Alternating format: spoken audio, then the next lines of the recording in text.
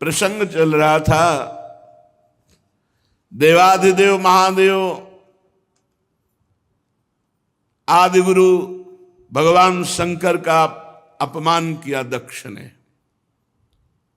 जब ये प्रजापति पद में हुए तो सभा हुई। उस सभा में सब महान जन पधारे, भगवान श्री हरि नहीं आए थे। सभा में जब कोई बड़ा सम्माननीय पद या कोई बड़ा महापुरुष पधारे तो खड़ा हो जाना चाहिए, हाथ जोड़कर, ऐसी मर्यादा है। सब खड़े हो गए, देवता, अग्नि, देवराज, इंद्र और सब लोकपाल, सब। दो नहीं खड़े हुए, भगवान महादेव और ब्रह्मा जी। ब्रह्मा जी पर दृष्टि गई तो दक्ष ने हाथ जोड़कर प्रणाम किया, क्योंकि प्रजापतियों के परमपति परमेष्ठी पद पर विराजमान जगत के पिता हैं। जब दृष्टि महादेव जी पर गई तो उनको बड़ा गुस्सा आया कि हमारा दामाद है, पुत्र के समान है, पर उठकर ना तो अभ्यर्थना वंदना ही की, ना वचन से कुछ बोले, बस कड़ुआ ही कड़ुआ बोलते रहे। पीछे आपने प्रसंग में सुना। जब महादेव जी ने देखा बहुत इधर उधर दोनों तरफ से शाप हो रहा है, तो खिन्न होकर के चल दिए। किंचित उद्विग्न मना युषानुगाह, अपने परिकर के साथ उद्विग्न होकर कि व्यर्थ का क्यों दक्ष ने इतना बड़ा शाप दे दिया, इधर से नंदिकेश्वर ने शाप दिया, व्यर्थ में। बहुत काल व्यतीत हो गया। वो भगवान शिव से बड़ा द्रोह करते थे दक्ष। यद्यपि उनकी लाडली सती जी भगवान शिव की अर्धांगिनी हैं, पर भगवान शिव से द्रोह बढ़ता ही गया दक्ष के हृदय में। सदा विद्विष तोरेवम कालौ वै धीमानयो। उस द्वेष को बार बार चिंतन करके नया बढ़ाता गया। यही अविवेक है। विवेक का कार्य है तत्काल द्वेष का नाश करके, जो आपसे ना बोले, जो आपसे झगड़ा करे, जो आपसे द्वेष करे, उससे भी द्वेष का नाश करने के लिए नम्रता पूर्वक व्यवहार करो, तत्काल नष्ट हो जाएगा द्वेष। पर वो बहुत समय तक द्वेष करता रहा। जब कोई महापुरुष से द्वेष करे और उसकी उन्नति हो तो जान लेना ये उन्नति नहीं है, ये उसको ऊपर चढ़ाकर पटकने के लिए व्यवस्था की गई। उसी समय ब्रह्मा जी ने प्रजापति तो पहले ही बना दिया था, प्रजापतियों का अधिपति बना दिया। प्रजापति नाम सर्वेशा माधिपत्य स्मयो भवत, और बढ़ा दिया, समस्त प्रजापतियों का अधिपति। अब तो और अहंकार बढ़ गया। भगवान शंकर को नीचा दिखाने के लिए ब्रह्म ऋषियों को निमंत्रण दिया और वाजपेय यज्ञ किया, बिल्कुल शिव का भाग नहीं दिया। फिर बृहस्पति सौ नामक बहुत बड़ा यज्ञ है ये। जब इस यज्ञ को अनुष्ठान में बड़े बड़े ऋषियों को निमंत्रण, सब भगवत स्वरूपों को निमंत्रण, लेकिन भगवान शंकर के यहां कोई निमंत्रण नहीं, यज्ञ में कोई भाग नहीं। यज्ञ उत्सव में सभी ब्रह्म ऋषि, देव ऋषि, पितर, देवता आदि अपनी अपनी पत्नियों के साथ पधारे। सबका विधिवत स्वागत किया दक्ष ने। खास बात यहां थी कि जो और बहनें थी सती जी की, तो कैलाश के ऊपर ही से विमान से चर्चा करते हुए जा रही थी। बड़ा निमंत्रण दिया है पिताश्री ने, बहुत आदर पूर्वक ऐसा। दक्ष कुमारी सती जी ने ये सुना। सती बिलोके व्योम विमाना, जात चले सुंदर विधि नाना। महाराज, कोई यज्ञोत्सव हो रहा है, हमें लगता है हमारे पिताजी का। क्या ये जो हमने सुना सही है भगवान शिव से? पूछ्यो तब शिव कहो बखानी, पिता यज्ञ सुनी कछु हर्षानी। भगवान शिव ने कहा सत्य है, तुम्हारे पिता इस समय बड़े पद पे हैं, बहुत बड़ा यज्ञ कर रहे हैं, और ये सब निमंत्रित देवांगनाएं, देवता, तुम्हारी बहनें, ये सब जा रही हैं।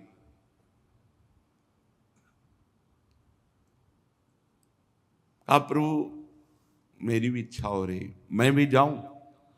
जो महेशु मोहिया यसु देही, कछु दिन जाई रहो मिसिए। यदि भगवान शिव की आज्ञा हो तो मैं भी उत्सव में सम्मिलित हो जाऊं, वहां जाके दर्शन करूं। पिता भवन उत्सव परम, जो प्रभु आयसु होई, तो मैं जाऊं कृपायतन, सादर देखन सोई। यदि स्वामी का करुणा में प्रभु का आदेश हो तो मेरे पिताजी के यहां बड़ा उत्सव हो रहा है, आपने ही अभी बताया, तो मैं जाऊं उस उत्सव में सम्मिलित हो जाऊं। क्योंकि जानती भगवान शिव जाएंगे नहीं, बहुत बड़ा द्वेष मानते हैं दक्ष, तो अपने हृदय से वो इतना प्रियता है माता में, पिता में, कि अम्बा जी कहती है यदि आपका आदेश हो तो मैं जाऊं। अपने स्वामी, अपने प्रीतम से जो द्वेष करता है, अपमान करता है, निंदा करता है, साप दे दिया, अब प्रधानता प्रियतम की होनी चाहिए या पिता पक्ष की? भगवान शंकर ने कहा कहेहु नीक मोरेहु मन भावा, यह अनुचित नहीं नेवत पठावा। ठीक कह रहे हो, मुझे भी अच्छा लग रहा है, अपने पिता के यहां जाना चाहिए, पर उन्होंने निमंत्रण नहीं दिया। सबको विश्व में निमंत्रण दिया है, पर हमें निमंत्रण नहीं दिया। ब्रह्म सभा हमसन दुख माना, तेहि ते अजहु करहि अपमाना। ब्रह्म सभा में एक बार तब से लेकर अभी तक वो द्वेष ही द्वेष कर रहे हैं और अपमान करते जा रहे हैं। जो बिनु बोले जाहु भवानी, राही न सीलु स्नेहु न कानी। मुझे लगता है कि बिना बुलाए तुम्हें जाना नहीं चाहिए, नहीं तो तुम्हारा सील, स्नेह, शांति, मान, मर्यादा सब भंग हो जाएगी। नहीं जाना चाहिए। तो अंबा जी ने भगवान शिव की तरफ प्रश्नवाचक दृष्टि से देखा। महाराज सारी बात तो आपकी ही है, यदि आप खड़े हो जाते तो मेरे पिता क्यों नाराज होते और ये समस्या ही ना बनती। भगवान शंकर ने कहा त्वयोदितम शोभनमेव शोभने, अनाहुता अप्यभियंति बंधुषु। सुंदरी तुम कह सकती हो कि उठ के खड़े होना, प्रणाम करना, अभ्यर्थना करना, आपने क्यों नहीं किया? देहाभिमान से उत्पन्न हुए अहंकारी को हम कभी सम्मान नहीं करते। भगवान शिव क्या कह रहे? देहाभिमान जिसके छाया है, ऐसे अहंकारी, मदाभिमानी, द्वेषी, इनका हम सम्मान नहीं करते। विद्या, तपस्या, धन, सुदृढ़ शरीर, जवान अवस्था और उच्च कुल, ये 6 सत्पुरुषों में तो गुण का काम करते हैं, पर यही अगर नीच स्वभाव वालों में आ जाएं तो अभिमान बढ़ा देते हैं और दोष का काम करते हैं। उनकी विवेक शक्ति नष्ट हो जाती है और वो महापुरुषों का भी अपमान कर देते हैं।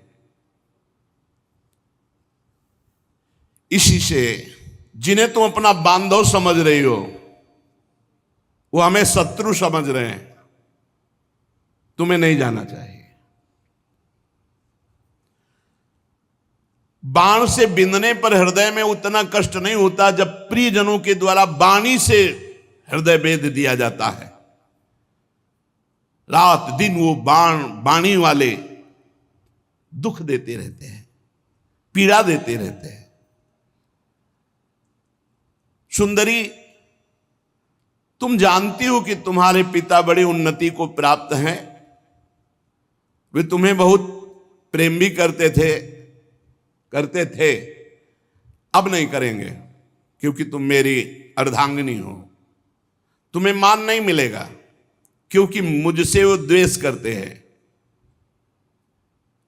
जीव की वृत्ति के साक्षी अहंकार शून्य महापुरुषों की समृद्धि को देखकर हृदय में संताप और इंद्रियों में वृथा होती है।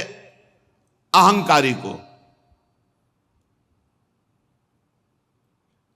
जैसे दैत्यगण हरि से द्वेष करते हैं, ऐसे अहंकारी महापुरुषों से बिना कारण के द्वेष करते हैं, उनकी निंदा करते हैं, उनका अपमान करते हैं। सुमध्य में सुंदरी ये सम्मुख जाना, नम्रता दिखाना, खड़े होना, प्रणाम करना, ये लोक व्यवहार है। तत्वज्ञानियों के द्वारा ये सब नहीं होता।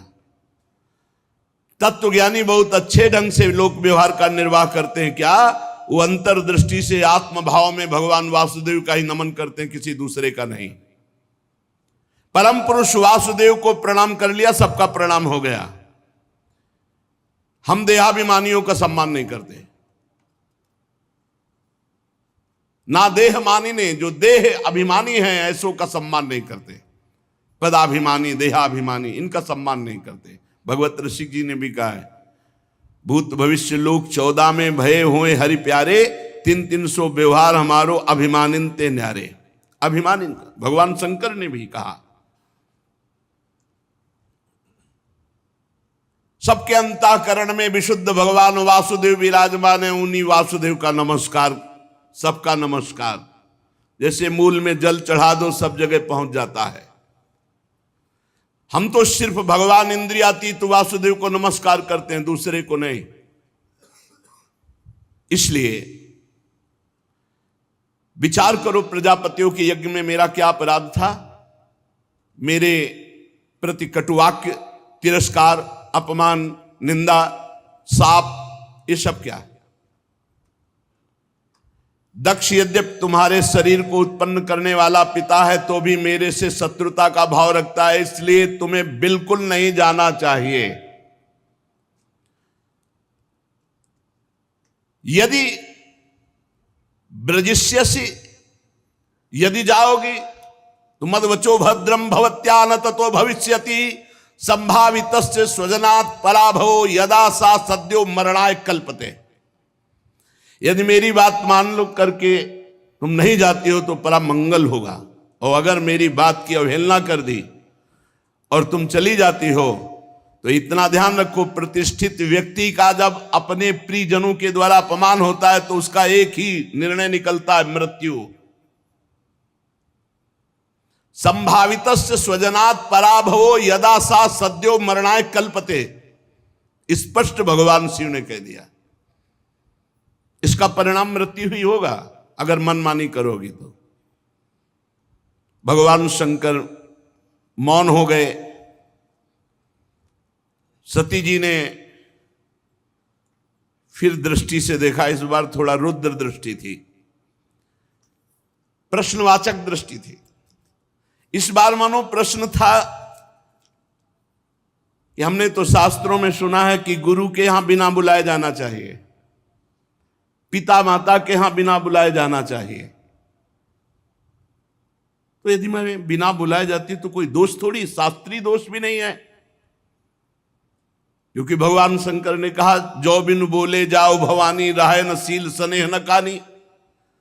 तो सती जी ने मानो प्रश्न किया कि क्या अपने पिता माता के पास बिना बुलाए जाना कोई दोष है?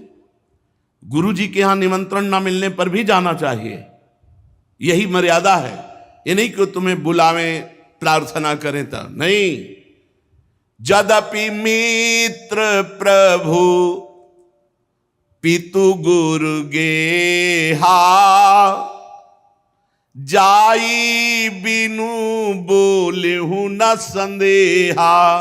भगवान शिव ने कहा प्राण प्यारा मित्र बिना बुलाए जाना चाहिए, इष्ट देव के यहां, स्वामी के यहां बिना बुलाए जाना चाहिए, गुरुदेव के यहां बिना बुलाए, और माता पिता के यहां। ये 4 जगह है जहां निमंत्रण की परवाह नहीं की जाती।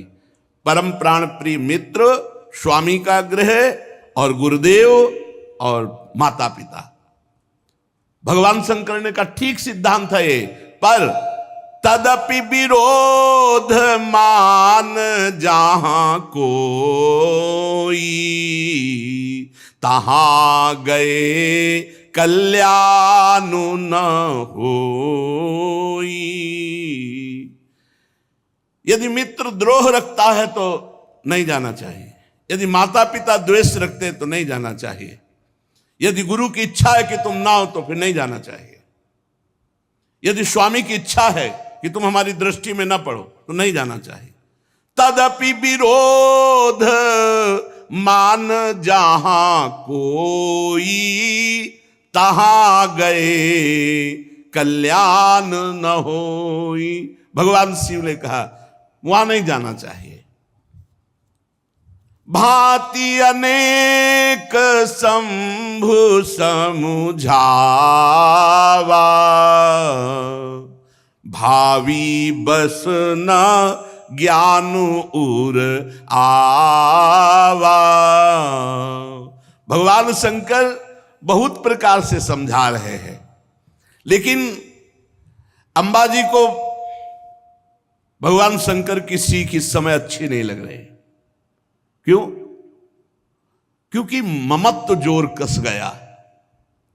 माता पिता बहनों का प्यार बड़ा उत्सव है, सबसे मिलेंगी, ये जोर कस गया तो आद्य गुरु भगवान शंकर प्राण प्रीतम है, उनकी बात अच्छी नहीं लगी। खड़ी हो गई सती जी और अपने परिवार के जनों के दर्शन की इच्छा से कैलाश से चल पड़ी।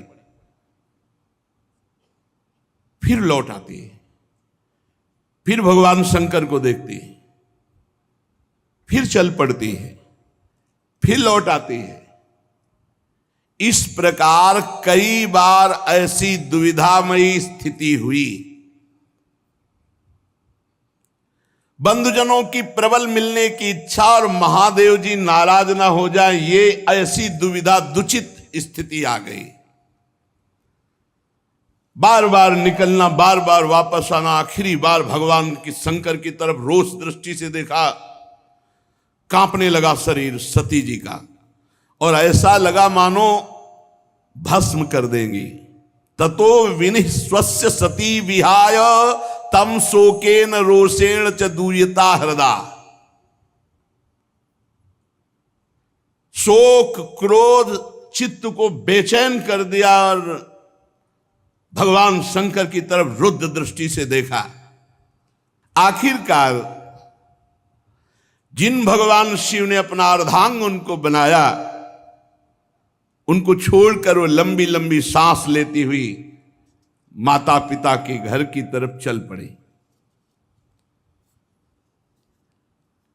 जब देखा महादेव जी ने कि अब सती जी तो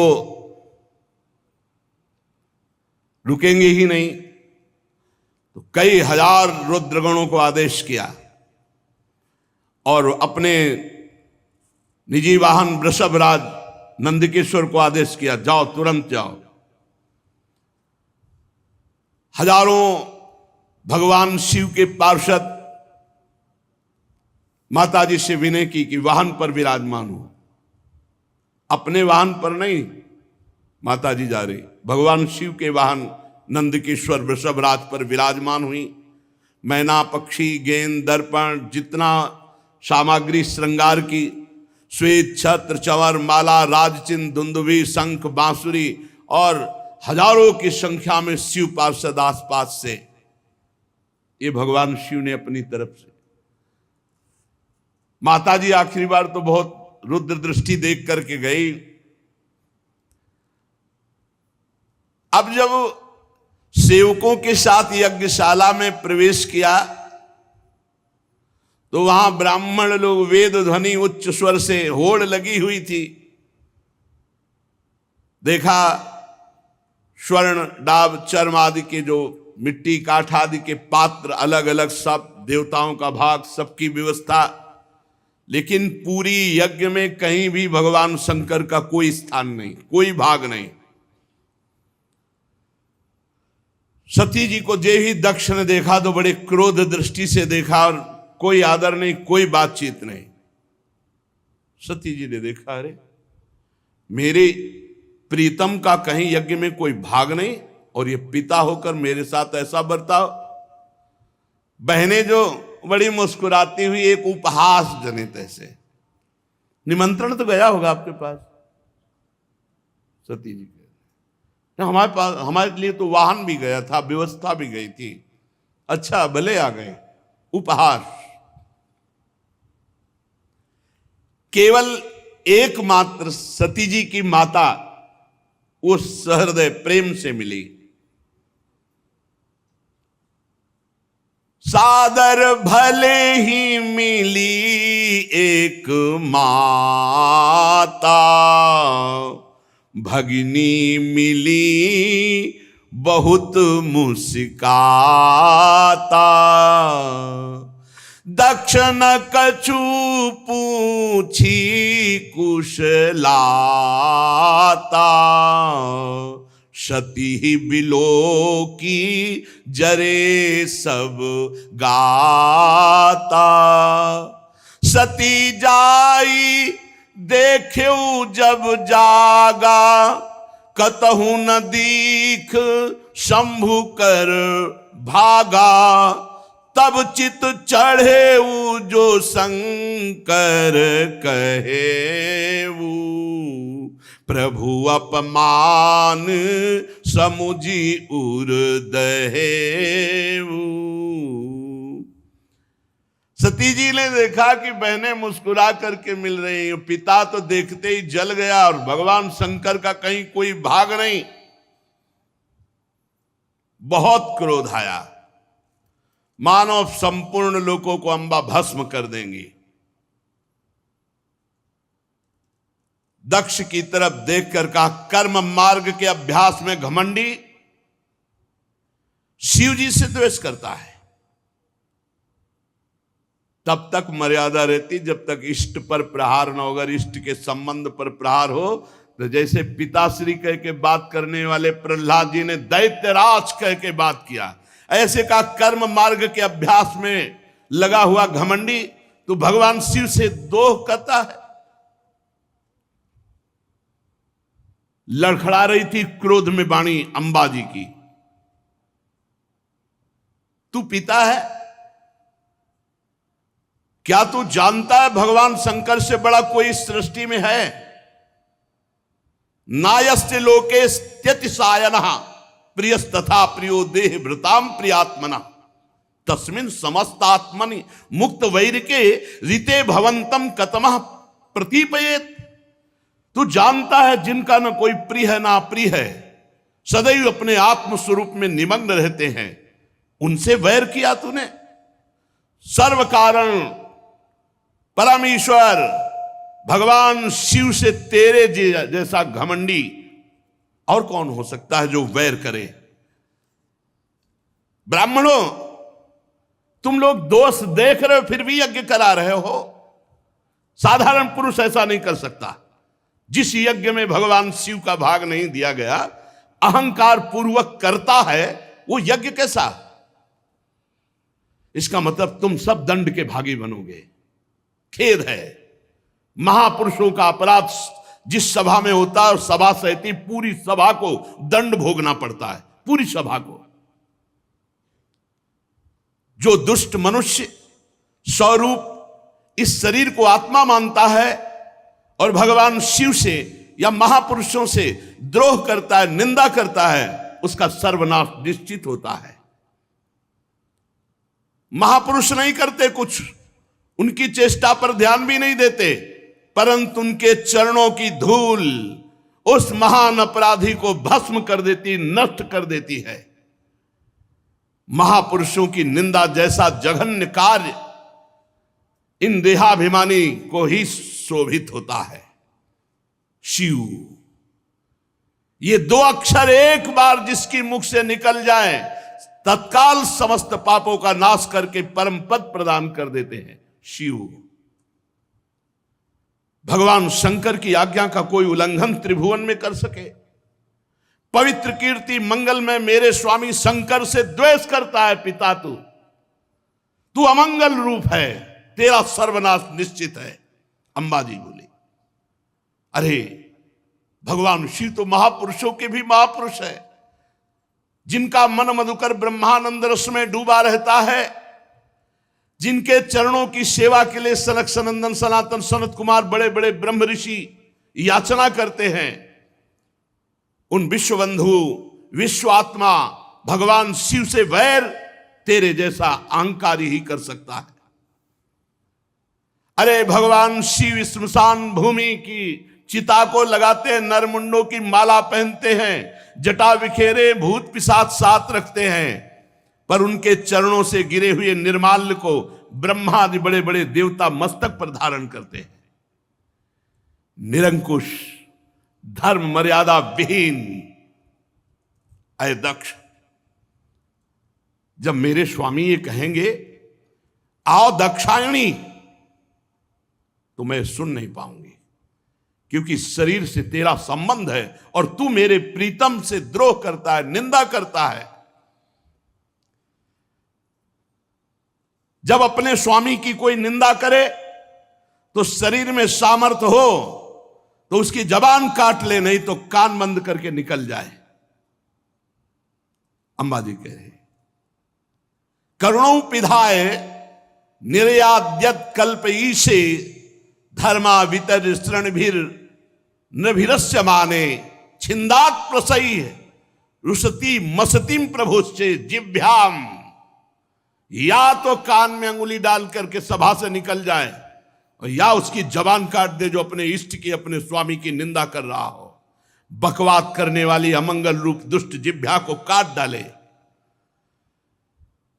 दोनों इस समय मैं नहीं कर सकती, ना कान में अंगुली डाल के यहां से जा सकती हूं और ना तेरी जबान काट सकती हूं, इसलिए मैं अपने प्राण तो दे सकती हूं। सती जी ने कहा, भगवान नीलकंठ शिव की निंदा करने वाले, तेरे से शरीर संबंध रखता है कि तू पिता कहलाता इस शरीर का। तो जैसे कोई भूल से गंदी वस्तु खा ली जाए तो उसे वमन किया जाता है, ऐसे भूल से मैं तेरे यहां पुत्री हुई हूं आकर, और तू मेरे प्रीतम का द्रोही है, इसलिए मैं इस शरीर को नहीं रखूंगी, क्योंकि शरीर तेरे से संबंध रखता है। महामुनि जिनके चरणों का आश्रय लेकर स्वरूप में रमण करते हैं, जो विधि निषेध से परे तत्व है, उन प्रभु शिव की अवहेलना। अरे अज्ञानी, तुझे पता नहीं मेरे प्रीतम शिव क्या है। पिताजी, यदि तू ये नहीं जानते हो कि भगवान शंकर परब्रह्म परमात्मा हैं, तो हमारा ऐश्वर्य भी तुम नहीं जान सकते हो। हमारा ऐश्वर्य सिर्फ आत्मज्ञानी महापुरुष जानते हैं, क्योंकि भगवान शिव सदैव वट वृक्ष के नीचे रहते हैं। चिता की राख, मुंडों की माला, चंद्रमा मस्तक पर, गंगा जी जटाओं पर, हर समय ध्यानस्थ या भगवत चर्चा परायण, कोई लौकिक सामग्री नहीं, और जो झुका उसे विश्व बंदनी बना दिया, महाऐश्वर्य में बना दिया। सती जी कहती, पिताजी हमारा ऐश्वर्य अव्यक्त है, आत्मज्ञानी ब्रह्मबोध संपन्न महापुरुष हमारा ऐश्वर्य जान सकते हैं, तुम्हारे जैसे देहाभिमानी नहीं। ये यज्ञशालाओं में यज्ञान से तृप्त होकर प्राण पोषण करने वाले एक कर्मठी देवता या तुम्हारे जैसे यज्ञ करता मेरे स्वामी के वैभव को नहीं जान सकते। भगवान शंकर का अपराध करने वाले अपराधी आपके इस शरीर से उत्पन्न हुए निंदनीय देह को अब एक क्षण मुझे नहीं रखना। लज्जा आती ही मुझे इस शरीर पर कि मैं दक्ष पुत्री हूं। मेरे प्राण प्रीतम शिव का अपराध करने वाले, तुझे धिक्कार, और तेरी पुत्री कहलाने वाले शरीर को धिक्कार। अगर मैं वापस जाती हूं, भगवान शिव कहेंगे आओ दाक्षायणी, दक्ष पुत्री आओ, ये मैं नहीं सुन सकती। ये मैं नहीं सुन सकती कि भगवान शिव का अपमान करने वाले शरीर से हमारा संबंध है। उत्तर दिशा की तरफ मुख करके मौन होकर बैठ गई, आचमन किया, पीला वस्त्र ओढ़ा, आंख मूंद करके योग मार्ग में स्थित हुई। तत्काल आसन बांधकर प्राणायाम, प्राणवायु को नाभि चक्र का भेदन करते हुए उदान वायु को नाभि चक्र से ऊपर उठा करके अनिंदिता महामहिमामयी सती हृदय स्थित वायु को कंठ मार्ग से भ्रकुट के बीच में लाकर और सबके परम पूजनीय अपने प्राण प्रीतम भगवान शंकर का ध्यान, और ध्यान करते हुए अंदर से मांगा, बार बार मेरा जन्म हो और मेरे पति जगत गुरु भगवान शंकर हो। अंतिम समय ध्यान में यही मांगा कि बार बार मेरा जन्म हो और हर जन्म में हमारे पति जगत गुरु भगवान शंकर हो। बस भगवान शंकर के ध्यान में तन्मय होकर सब कुछ भुला दिया। यहां तक ये भूल गई कि मैं दक्ष पुत्री सती हूं, सब विस्मृत, केवल शिव। तुरंत आग लग गई, चरणों से लेकर पूरे शरीर में आग लग गई।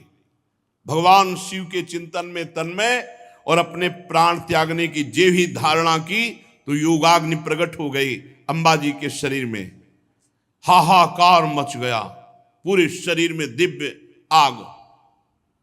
समस्त देवता जो यज्ञ में सब कोलाहल मच गया, भागे सब इधर उधर भागे कि अब तो आतंक हो जाएगा, अब तो सर्वनाश का खेल होगा। क्योंकि सती जी ने शरीर छोड़ दिया तो रुद्रगण कैसे किसी को चैन से रहने देंगे।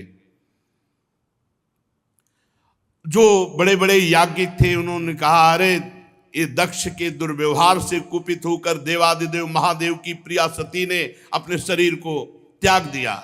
अरे देखो, सारे चराचर के जीव इस दक्ष प्रजापति की संतान है, फिर भी ये कैसा दुष्ट है। अपनी पुत्री शुद्ध हृदया सती का आदर नहीं किया, भगवान शिव का ऐसा निरादर किया कि उसने प्राण त्याग दिया। बड़ी सब बातें होने लगी। अरे कम से कम जब शरीर छोड़ रही थी उस समय शंकर द्रोही रोक देता, लेकिन इसने तो बात ही नहीं की। जेव ही ये सूचना, यज्ञ मंडप के बाहर शिव पार्षद खड़े थे, शिव पार्षदों को सूचना मिली, हाहाकार मचा हुआ, सती जी ने अपने शरीर में योगाग्नि प्रकट कर ली। अब तो उठा उठा करके पटकने लगे जितने भगवान शिव पार्षद थे, जो मिले पंडित यजमान, जो भयंकर रुद्र लीला। महाराज सर्व समर्थ भृगु जी ने देखा यज्ञ में तो विघ्न डाल दिया, तो उन्होंने अपहृतम रक्ष इस मंत्र का उच्चारण करके जय स्वाहा दक्षिणाग्नि में आहुति दी, तो रिभु नाम के महान बलवान देवता प्रकट हुए तत्काल मंत्र के बल से, और बड़े तेजों में ब्रह्म तेज से संपन्न। और उन्होंने जलती हुई लकड़ी जो मिला उठा उठा कर भगवान शंकर के गणों की पिटाई करके भगा दिया यज्ञ रक्षा के भृगु जी के मंत्र से। उधर देवर्षि नारद जी भगवान शंकर शांत बैठे हुए थे। हर हर महादेव, नारायण नारायण नारायण। भगवान शंकर ने आंख खोला, बोले प्रभु बड़ा मंगल हो गया। दक्ष ने आपका भाग नहीं दिया यज्ञ में, और माता जी से बात भी नहीं की। आपकी निंदा, आपका अपमान ना सह सकने के कारण सती देवी ने योगाग्नि के द्वारा अपने शरीर को भस्म कर दिया। और आपके पार्षद जब उनको दंड देने लगे तो भृगु जी ने रिभुओं को मंत्र के द्वारा इतना प्रबल पार्षद रूप प्रकट किया कि आपके पार्षदों को मार के भगाया वो आ रहे हैं। भगवान शंकर उस समय सती का भस्म होना, पार्षदों का अपमान, तो क्रुद्धा सुदृष्टोष्ठ पुटः सा धूर्तिजटाम। भगवान शिव क्रोध से ओठ चबाने लगे और जटाएं से बिखेर ली और एक जटा पकड़ी जो बिजली की तरह चमक रही थी और उखाड़ कर पृथ्वी पर पटक दिया एक जटा को। जे ही पटका तो इतनी जोर का अट्टहास हुआ मानो विश्व का विनाश हो जाएगा। देखा, देखते देखते जमीन से आकाश को चीरते हुए इतना भयानक वीर, इतना शरीर विशाल था कि ऐसे देखो तो छाती स्वर्ग तक पहुंच चुकी थी। 1000 भुजाएं, मेघ के समान श्याम वर्ण, जलते हुए 3 विशाल नेत्र, बाहर मुंह से निकली हुई विकराल दाढ़ें, अग्नि की ज्वाला के समान लाल लाल जटाएं, गले में नरमुंडों की माला और 1000 हाथों में 1000 अस्त्र धारण किए हुए।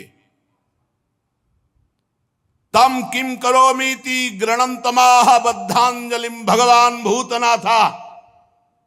हाथ जोड़कर वो महावीर बोला, हे भूतनाथ, क्या आज्ञा है हमारे लिए।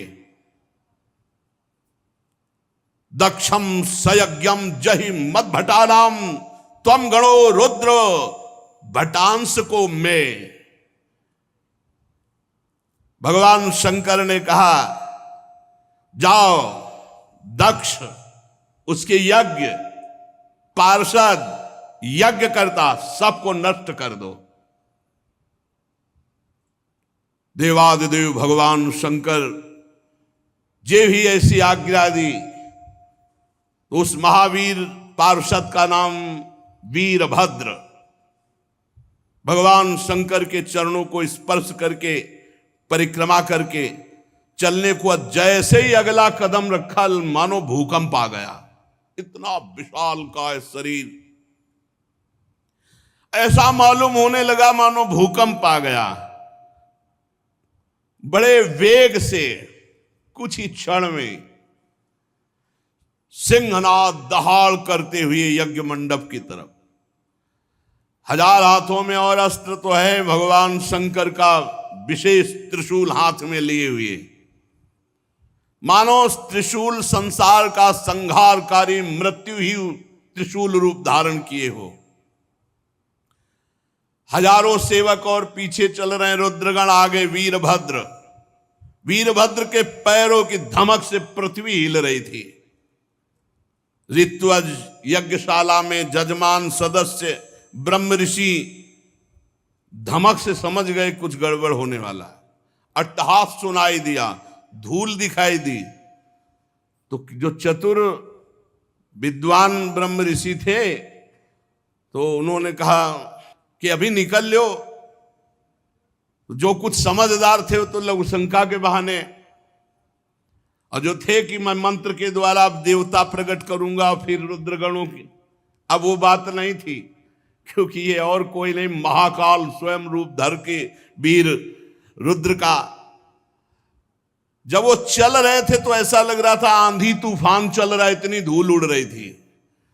जटाएं ऐसी चमक रही थी मानो बिजली चमक रही हो। अट्टहास, गर्जना। दक्ष पत्नी प्रसूति अन्य स्त्रियों से व्याकुल होकर कहने लगी कि अब सर्वनाश निश्चित है, क्योंकि सती का तिरस्कार हुआ, महादेव जी को पता चल गया। भगवान शिव के अनादर का परिणाम अभी सर्वनाश शुरू हो जाएगा, मुझे अनुभव हो रहा है।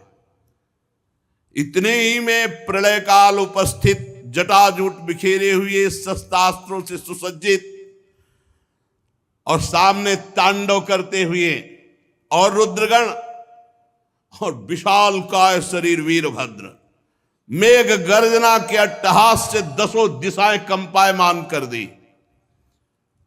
बार बार शिव शिव वीर रुद्र पुकारते हैं, मानो विधाता ने साक्षात काल की रचना की हो विनाश के लिए। जो महात्मा जन ब्रह्म ऋषि भाग नहीं पाए, वो एक दूसरे की तरफ दया की दृष्टि से देख रहे थे। कोई मंत्र है, उच्चारण करो, अब बचाओ। इसी समय दौड़ करके रुद्र सेवकों ने संपूर्ण यज्ञ मंडप को, जो लघु शंका के लिए निकल गए थे तो बड़े प्रवीण थे, घेर लिया और भगवान शिव के जो गण हैं, किसी का मुख मगरमच्छ जैसा, कोई भूरे रंग का, कोई बौना, कोई कैसे कैसे भगवान शिव के गण हैं। जितने वहां थे, किसी को मुख में डाला, किसी को मसला, किसी को काटा, किसी को मारा, वहां हाहाकार मचा। किसी ने यज्ञशाला के खंभों को तोड़ दिया, किसी ने यज्ञ के पश्चिम भाग को नष्ट कर दिया, किसी ने सभा मंडप को, किसी ने उत्तर भाग को, किसी ने यजमान गृह को, किसी ने पाकशाला को, किसी ने यज्ञ के पात्र जो देवताओं के भोग, लघुशंका का यज्ञ नष्ट हो, दक्ष नष्ट हो और संपूर्ण सभा को दंड मिले, ये भगवान शिव का आदेश है। जो अग्नियां घी से तृप्त लघुशंका, पेशाब, हर देवता को दंड मिल रहा है। यहां भगवान शिव का तांडव शुरू। रुजुर यज्ञ पात्राणि तथैकेगाग्नीन नाशयन कुंडेषु मूत्रयन केचित भिर्दुर्वेद मेखला। कोई यज्ञ कुंड में पेशाब कर रहा है, कोई वैदिक जो मंत्रों से मेखला सूत्रों से सुरक्षित रखा गया तोड़ दिया। कोई भी अग्नि वहां सुरक्षित नहीं थी जिसमें लघुशंका न की हो, सब बुझा दी। और जो बड़े बड़े ऋषि शुरुआत लिए थे, पकड़ पकड़ के दाढ़ी मार पिटाई दक्षगण। भगदड़ मच गई पूरी यज्ञशाला में। जो देवता भागे उठा के पटक दिया। मणिमान जी ने भृगु जी को, जो देवता विभू प्रकट किए थे, बांध लिया, उठा के पटक दिया और छाती में धर करके चरण की दाढ़ी उखाड़ी। चंडीस ने पूखा को, जब वो साप दे रहे थे ना, देखते जो हंस रहे थे, और जब सती जी नाराज होके बोल रही थी तब हंस रहे थे, तो चंडीस ने पहला घूंसा मारा कि 32 उनके बाहर निकल आए।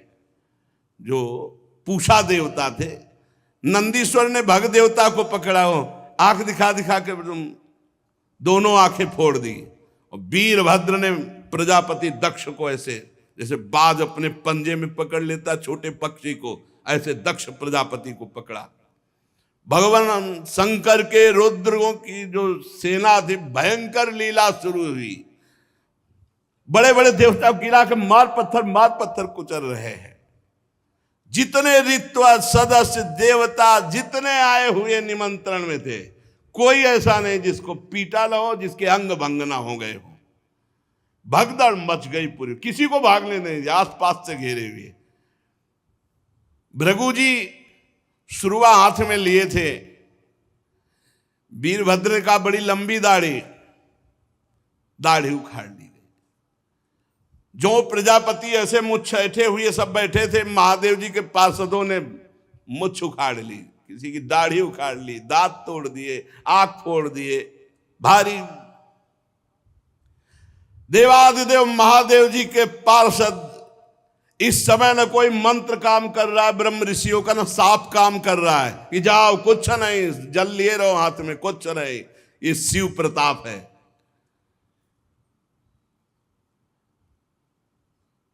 महादेव जी के जो कटु वचन सुन रहे थे कानों में, कान छेद दिए, जो हंस रहे थे दांत तोड़ दिए।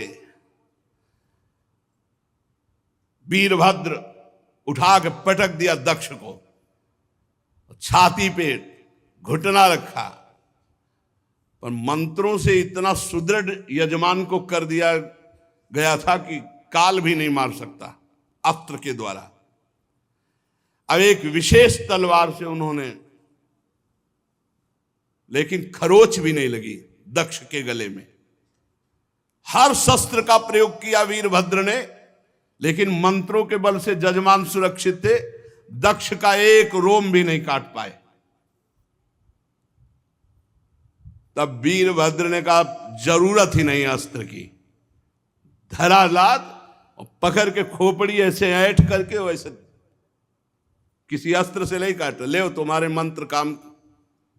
सब मंत्रों को ऐठ करके खोपड़ी और जो पूर्णाहुति जैसे होती है ऐसे यज्ञशाला में झोंक दिया दक्ष की खोपड़ी को। यजमान दक्ष का धड़ लेकर के यज्ञाग्नि में भूत प्रेत पिशाच तांडव कर रहे हैं यज्ञ में, हाहाकार मच गया। वीरभद्र ने संपूर्ण यज्ञ को विध्वंस कर दिया, कोई सुरक्षित नहीं, सब नष्ट भ्रष्ट किया और क्षण में कैलाश वापस। भगवान शिव को प्रणाम किया और कहा प्रभु जैसा आपने आज्ञा की थी वैसा ही हुआ। त्रिशूल पट्टिस गदा पर एक मुदगर आयुधों से छिन्न भिन्न होकर ऋत्वज सदस्य जजमान सब नष्ट भ्रष्ट कर दिए गए। अब उनमें जिनकी सांसें चल रही थी, अब ऐसे ऐसे महापुरुष थे, अंतर्ध्यान हुए, ब्रह्मा जी के पास पहुंचे, बोले प्रभु ऐसा ऐसा सब पूरा। दो नहीं गए थे इस यज्ञ में, न ब्रह्मा जी गए थे न भगवान हरि गए थे। ये पहले से जानते थे कि जहां शिव का अपमान होता है वहां सर्वनाश लीला होती है, इसलिए यज्ञ में नहीं गए थे, न ब्रह्मा जी न श्री हरि। जब जो बचे हुए देवता वो जाकर के वहां प्रार्थना की, सब अंग भंग।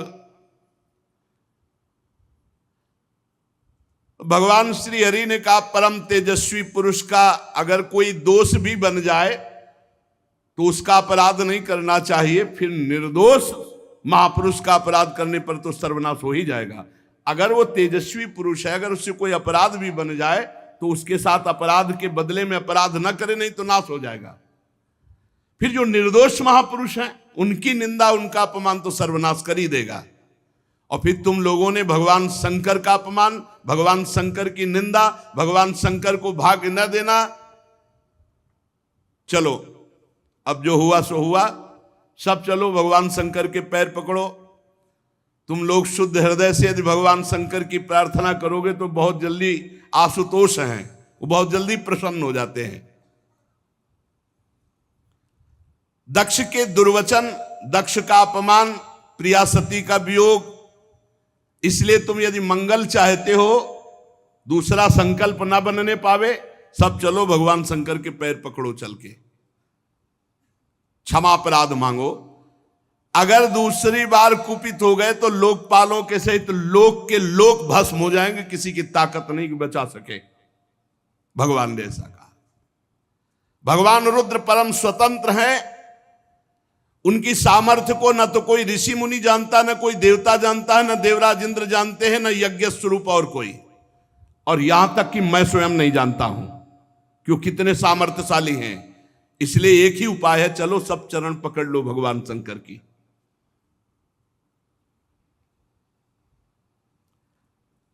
इस प्रकार जब सबको प्रेरित किया तो भगवान ब्रह्मा जी प्रजापतियों को, पितरों को और जो बचे खुचे पिटे पुटे देवता थे उनको साथ लेकर कैलाश गए।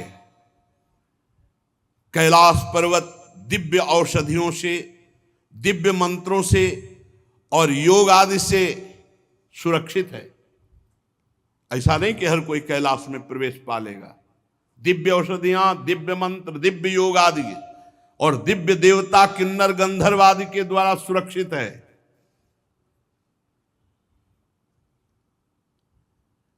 मणिमय शिखर कैलाश पर्वत के विभिन्न दिव्य धातुओं से युक्त है। बड़े निर्मल झरने बह रहे हैं। बहुत सुंदर विहार स्थली कैलाश पर्वत। मोरों के शोर, मदांध भ्रमरों के गुंजार, कोयलों की कुहू कुहू ध्वनि, पक्षियों का कलरव और कल्प वृक्ष की ऊंची ऊंची डालियां जिनमें पक्षी चहक रहे। बड़ा सुंदर कलकल ध्वनि झरनों की हो रही है। मंदार, पारिजात, सरल, तमाल, साल, ताड़, कचनार, असन, अर्जुन, इनके बड़े बड़े वृक्ष हैं। आम, कदम्ब, नीप, नाग, पुन्नाग, चंपा, गुलाब, अशोक, मौलसिरी, कुंद, कुर्बक, सुनहले शतपत्र, कमल, इलायची, मालती की मनोहर लताएं, कुब्जक, मोगरा, माधवी की बेलें, ये बहुत सुंदर, ये सब देवता लोग देखते हुए जा रहे हैं। कटहल, गूलर, पीपल, पाकर, बड़, गूगल, भोज वृक्ष, औषधि जाति के पेड़, केले, नाना प्रकार के सुपारी, राजपूग, जामुन, खजूर, आमड़ा, आम, पियाल, महुआ, लिशौड़ा, ये बड़े बड़े वृक्ष। सरोवर सुंदर सुंदर जिनमें उत्पल, कलहार, शतपत्र, सहस्त्रपत्र के कमल खिले हुए हैं। झुंड के झुंड पक्षी वहां भ्रमण कर रहे हैं।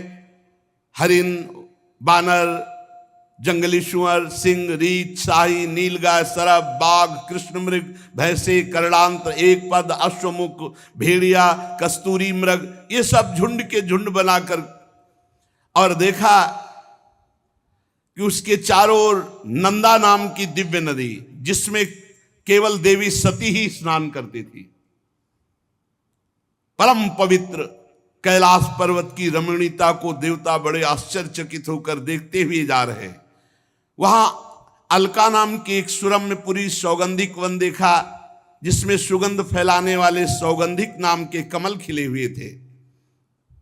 नंदा और अलकनंदा नाम की दो नदियां कैलाश के आसपास। तीर्थपाद श्री हरि के चरण रज के संयोग से अत्यंत पवित्र अलकनंदा, देवगंगा। अलकापुरी चांदी, सोने, बहुमूल्य मणियों, सैकड़ों विमानों से छाए। इसके बाद जैसे बिजली चमकती है, ऐसे तेजों में शिखर कैलाश के। कुबेर भगवान के सेवक शंकर जी के हैं। अलकापुरी कुबेर की राजधानी है। उसको छोड़कर जब आगे बढ़े तब देखा 100 योजन ऊंचा बट वृक्ष, 100 योजन ऊंचा, 100 योजन 400 कोस। सायोजन सतोत्सेधा पादो न विटपायतः। 100 योजन ऊंचा बट वृक्ष, 400 कोस ऊंचा। 75 योजन चारों तरफ डाले, 75 योजन, 75 योजन, 75 योजन, 75 योजन चारों तरफ। और हर ऋतु बट वृक्ष के नीचे, कहीं वर्षा ऋतु, कहीं शरद ऋतु, कहीं शिशिर ऋतु, हर ऋतु। ये भगवान शिव का बैठने का बट वृक्ष है। 100 योजन ऊंचा, 75 योजन की चारों तरफ डाले, और 6 ऋतुएं, और पूरे वट वृक्ष में एक भी घोंसला नहीं, एक भी पक्षी नहीं बैठेगा। भगवान शिव का ये वास स्थल, ये महायोगमय बट वृक्ष है। सब ब्रह्मादि देवताओं ने देखा भगवान शंकर विराजमान है, शांत स्वरूप, गौर वर्ण। भगवान भूतनाथ का श्रीअंग बड़ा ही आकर्षणकारी गौर वर्ण। सनक सनंदन सनातन सनत कुमार और सिद्धगण और कुबेर और भी बड़े बड़े ब्रह्म ऋषि सब हाथ जोड़े बैठे हुए हैं। देवर्षि नारद सनातन ब्रह्म के विषय में कुछ प्रश्न किया है, उसका उत्तर भगवान शिव दे रहे हैं। भस्म, त्रिपुंड, जटा, मृगचर्म, मस्तक पर चंद्रकला धारण किए हुए बैठे हुए भगवान शिव। बड़ा सुंदर रूप है ये। जो स्वरूप इस समय बताया जा रहा है, कृतोरौ दक्षिणे सभ्यम पाद पद्मम च जानुजी, ये हमारे ध्यान का विषय था। बाहुम प्रकोष्ठे क्षमाला मासीनम तर्क मुद्रया, बायां चरण दायां चरण ऐसे हिलगा हुआ है, बायां चरण दाहिनी जांग पर है और बायां हाथ बाएं घुटने पर, यहां कलाई में रुद्राक्ष की माला और तर्क मुद्रा से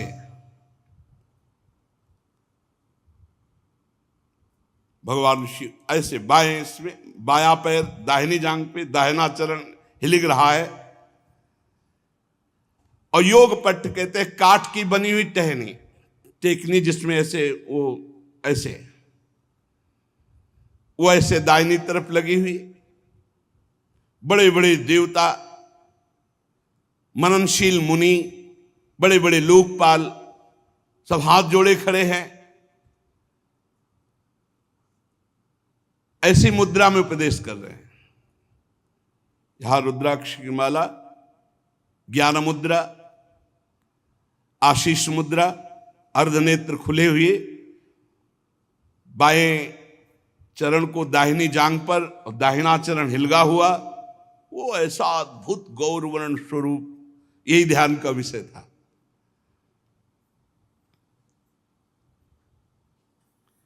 समस्त देवता दैत्यों के अधिपति ब्रह्मादि सब महादेव जी के चरण कमलों की वंदना की।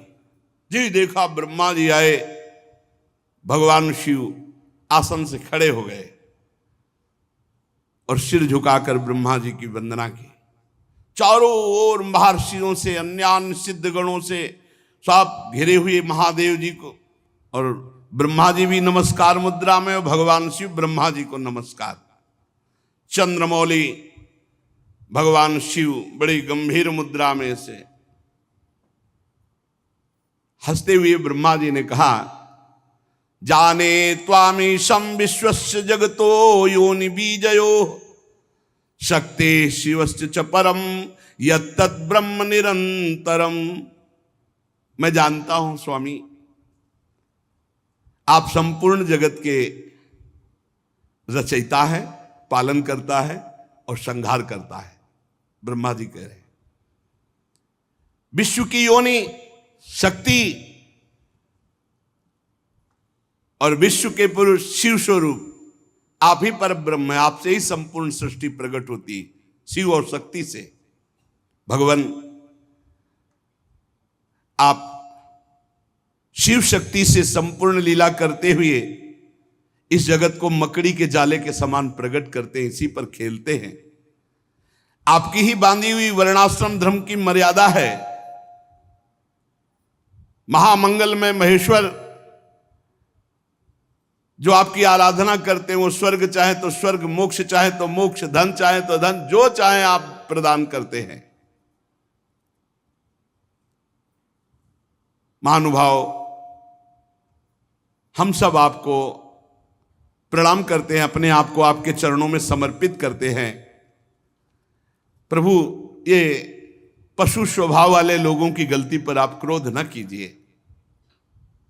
प्रभु आप कृपा कीजिए। ये देहाभिमानी लोग, इनकी नीयत अच्छी नहीं होती। ये दूसरों की उन्नति देखकर रात दिन कूढ़ा करते हैं और बड़े मर्म भेदी अज्ञानी दुर्वचन बोलते रहते हैं। प्रभु आप जैसे महापुरुषों को इनको दंड देना उचित ही है, पर अब शांत हो जाइए। प्रभु ये अज्ञान के द्वारा मारे हुए हैं। देवाधिदेव भगवान आप प्रसन्न होइए। ब्रह्मा जी ने, समस्त देवताओं ने बड़ी प्रार्थना की। कहा प्रभु यदि आप प्रसन्न हैं तो भगत देवता के नेत्र फोड़ दिए गए, उनके नेत्र मिल जाएं। भृगु जी की दाढ़ी जम आवे, जिन जिन के दांत मुंह आंख सब तोड़े गए हैं, सब देवता सबके अंग ठीक हो जाएं। रुद्रदेव जो जहां घायल हुआ है, जो जहां मारा गया है, वो वहीं से जी जाए, उसके अंग जग जाएं। और प्रभु अब कृपा करो, जजमान भी जिंदा होना चाहिए, यज्ञ भी पूरी होनी चाहिए। महादेव जी ने कहा मैं किसी पर नाराज नहीं होता हूं। देखो भगवान शिव ने कहा मैं किसी पर नाराज नहीं होता हूं। इत्यजे नानुनीतेन भवेन परितुष्यता नाघम प्रजेश बाला नाम वर्णये नानुचिंतये, क्योंकि मैं जानता हूं देव मायाभिभूता नाम दंडस्तत्र धतो मया। ये अपराधी लोग अपने कर्म के परिणाम में खुद नष्ट हो जाते हैं, मैं नाराज नहीं होता हूं। मैं तो केवल ये सावधान करता हूं कि तुम्हारा कर्म ही दंड रूप भयंकर धारण करके तुम्हें नाश कर देगा। ये उनका कर्म ही था जो वीर रुद्र के रूप में गया और नाश कर दिया। चलो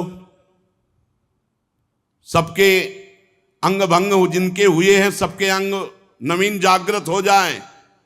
जागृत हो गए। भग देवता मित्र देवता भृगु जिसका जो जो कुछ नष्ट हुआ वो सबके पूषा के दांत नए नहीं लगेंगे।